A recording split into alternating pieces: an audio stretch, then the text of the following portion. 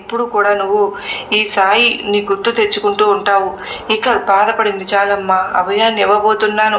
చూడగానే ఎప్పుడు కూడా నా కళ్ళలోకి ఒక్కసారి చూస్తూ ఉండు. నీకు అంతులేని సంతోషాన్ని ఇచ్చే శుభవార్తను తీసుకుని వస్తూ ఉంటాను బిడ్డ. అదృష్టాన్ని ఎప్పుడు కూడా నువ్వు జార విడుచుకోవద్దు, రాసి పెట్టుకో. ఈ సందేశం అనేది పూర్తయ్యే లోపే నీ కోరిక తప్పకుండా నెరవేరుతుందని నేను మరలా గుర్తు చేస్తున్నాను. ఇక నీ దశ మారబోతోంది అని. ఆలస్యం చేయకుండా ఎప్పుడు కూడా నేను చెప్పేటటువంటి సందేశాలన్నీ శ్రద్ధగా ఆలకిస్తే చాలు. ఈ సందేశం నీ కంటపడే లోపే నీ కోరిక తప్పకుండా తీరుతుంది. నా మీద నువ్వు నిజమైన ప్రేమను చూపిస్తే కనుక ఎప్పుడు కూడా నా మాటను నువ్వు తీసి పారేవేయొద్దు. శ్రద్ధగా వింటూ ఉండు, నీకు అన్నీ కూడా మంచి జరుగుతాయి. జీవితంలో కష్టాలను ఎన్నో అనుభవించావు, ఎన్నో బాధలను చూసావు కదా. ఇంకా జీవితం అనేది విరక్తి చెందకుండా నీ జీవితం అనేది అంతగా మారిపోయింది. ఏం చేయగలము? ఒక్కొక్కసారి కాలం అనేది ప్రతి ఒక్కరిని కూడా పరీక్ష పెడుతూనే ఉంటుంది. ఆ పరీక్షల్లో నెగ్గుకొని నిలబడితేనే కదా జీవితం అంతా కూడా సంతోషంగా ఉంటుంది. ఇక నువ్వు అన్నీ కూడా మర్చిపోయి ఇప్పటి నుంచైనా ప్రశాంతంగా ఉంటావని నీ సాయి నీ నుంచి కోరుకుంటున్నాను.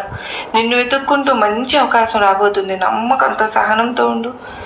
మనదని రాసిపెట్టి ఉంటే ప్రపంచంలో ఎక్కడ ఉన్నా మనల్ని వెతుక్కుని మరీ వస్తుందమ్మా.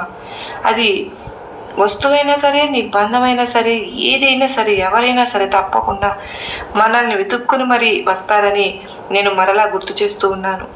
ప్రతి బాధకు ఒక సంతోషం అనేది ఉంటుంది. అలాగే ప్రతి తప్పుకుని సరిదిద్దుకునే అవకాశం ఉంటుంది. జీవితంలో జరిగే ప్రతి సంఘటనకు కాలమే తప్పకుండా సమాధానం చెప్తుంది. మనం లేదు లేదు అనుకుంటే ఏది ఉండదు, ఉంది అనుకుంటే లేనిది కూడా మనతోనే ఉంటుంది. ఈ రోజుల్లో భక్తి అనేది ఎలా ఉందో తెలుసా? ఏదైనా ఒక కోరిక తీరిస్తే భగవంతుడు ఉన్నాడని, కోరిక తీర్చకపోతే అసలు భగవంతుడే లేడని ఎలా పడితే అలా నిందలు వేస్తూ దూషిస్తూ ఉన్నారు. ఏది మంచో ఏది చెడో ఆ భగవంతుడికి కదా అన్నీ తెలిసేది. మీ కోరికలన్నీ తీరిస్తే భగవంతుడు, కోరిక తీర్చకపోతే భగవంతుడు కాదా? ఇలాంటి శక్తి భగవంతుడు ఎప్పటికీ మెచ్చుకోడమ్మా. అసలు శక్తి అనేది ఏ విధంగా ఉండాలో హనుమంతుడిని చూసి మనం నేర్చుకోవాలి. ఎన్ని ఆటంకాలు ఎదురైనా సరే మొదలుపెట్టిన పని ఆపకుండా, ఎందుకంటే మంచి రోజులు ముందు ఉన్నాయి తల్లి. నిజానికి నీవు అతి చెరువులోనే ఉన్నావు. ఆఖరి విషయంలో వెనక తిరగకు, ముందడుగు వేయి. నీకు నేను ఎప్పుడు తోడుగా ఏడగా ఉంటాను. నా హామీ ఎప్పటికీ అబద్ధం కాదు. ఆలస్యం ఉంటుంది కానీ అది మీ సబూరికి అంటే సహనానికి పరీక్ష.